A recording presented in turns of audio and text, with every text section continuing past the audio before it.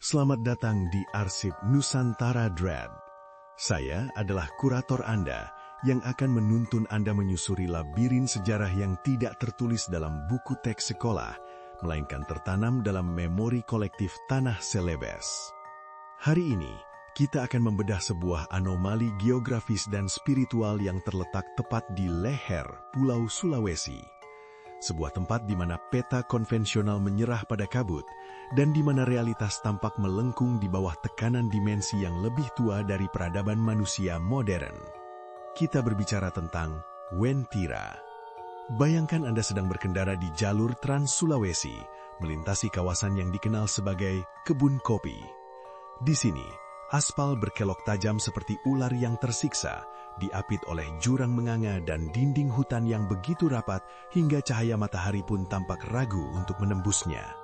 Di tengah kesunyian yang mencekam itu, Anda akan menemukan sebuah tugu kecil berwarna kuning mencolok dengan tulisan yang tampak sederhana namun syarat peringatan, Ngapa Wentira. Bagi mata yang awam, ini hanyalah titik peristirahatan atau marka jalan yang terbengkalai. Namun bagi penduduk lokal, tugu ini adalah pintu masuk menuju sebuah metropolis gaib yang konon berlapis emas murni. Mengapa sebuah peradaban modern harus bersembunyi di balik rimbunnya hutan belantara? Dan apa yang sebenarnya terjadi ketika manusia secara tidak sengaja melintasi batas yang tidak terlihat itu? Untuk memahami Wentira, kita harus mundur ke era kolonial Hindia Belanda. Pada tanggal 19 September 1927, Gubernur Jenderal A.C.D. de Graaf meresmikan sebuah proyek ambisius, pembangunan jalan poros yang membelah pegunungan antara Palu dan Parigi Motong. Proyek ini dipimpin oleh seorang tokoh lokal bernama Jusuf Raja Tiangso. Catatan dokumen dari Onder Afdeling Palu tahun 1933 menyebutkan bahwa pengerjaan jembatan kayu di kawasan ini melibatkan pekerja-pekerja Tionghoa yang harus berhadapan dengan medan yang tidak masuk akal.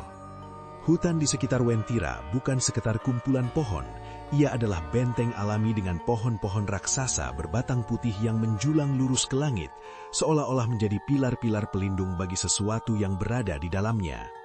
Para pekerja kala itu sering melaporkan hilangnya peralatan secara misterius atau perasaan diawasi oleh ribuan mata dari balik kegelapan rimba. Inilah akar sejarahnya. Wentira bukan sekedar mitos yang muncul tiba-tiba, ia adalah penunggu yang terusik oleh deru mesin dan kapak kolonial.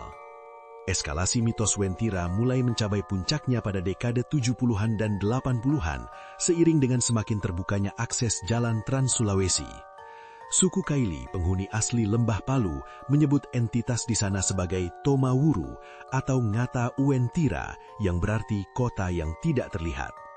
Namun ada pergeseran narasi yang menarik di sini. Jika biasanya tempat angker identik dengan reruntuhan kuno atau kuburan, Wentira justru digambarkan sebagai kota metropolitan yang jauh lebih maju dari Jakarta sekalipun. Saksi mata yang mengklaim pernah tersesat ke sana menceritakan tentang gedung-gedung pencakar langit berwarna emas, kendaraan yang melayang tanpa suara, dan tata kota yang sangat rapi. Apakah mungkin Wentira adalah sisa-sisa dari peradaban Atlantis yang hilang sebagaimana banyak spekulasi yang beredar? Atau mungkinkah ini adalah bentuk kompensasi psikologis masyarakat lokal terhadap ketertinggalan pembangunan di masa lalu? Namun, teori logika seringkali runtuh ketika kita dihadapkan pada kejadian-kejadian nyata yang terekam dalam ingatan publik. Salah satu tragedi yang paling ikonik adalah kisah Lin Vita Puspita, seorang gadis asal Palu yang menghilang secara misterius pada tahun 90-an. Kabar yang beredar menyebutkan bahwa ia berpamitan untuk menikah dengan seorang pria asal Wentira. Hingga hari ini, ia tidak pernah kembali ke dimensi kita. Keluarganya bahkan sempat menggelar tahlilan, namun beberapa orang pintar menyebutkan bahwa Lin telah menjadi bagian dari penduduk Wentira, hidup dalam kemewahan yang tidak bisa dibayangkan manusia. Lalu ada pula kejadian yang sempat menghebohkan dealer mobil mewah di Palu. Seorang pria tua datang memesan mobil BMW seri terbaru dengan pembayaran tunai. Alamat pengirimannya? Tepat di kilometer yang menjadi pusat Wentira. Ketika petugas pengantar tiba di lokasi, yang mereka temukan hanyalah hutan lebat dan jurang yang curam. Mobil tersebut raib dan pria tua pemesan itu tak pernah ditemukan di catatan kependudukan manapun. Pertanyaannya, bagaimana mungkin sebuah entitas gaib memiliki pemahaman tentang sistem ekonomi dan merek barang mewah manusia? Secara fisik, penduduk Wentira dikatakan memiliki rupa yang identik dengan manusia, namun dengan satu perbedaan anatomis yang sangat spesifik, mereka tidak memiliki philtrum atau garis vertikal di atas bibir.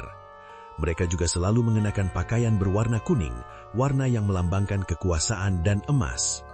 Inilah alasan kenapa para pengendara yang melintasi kebun kopi dilarang keras mengenakan pakaian kuning, agar tidak dianggap sebagai penduduk Wentira yang sedang bermain di dunia manusia, atau lebih buruk lagi, dianggap sebagai tamu yang tak diundang. Klakson 3 kali adalah protokol wajib, sebuah bentuk diplomasi antara dua dimensi yang bertetangga namun tak saling mengganggu. Sebagai seorang arsivis, saya memiliki teori tersendiri. Wentira mungkin bukan sekedar kerajaan jin dalam pengertian tradisional.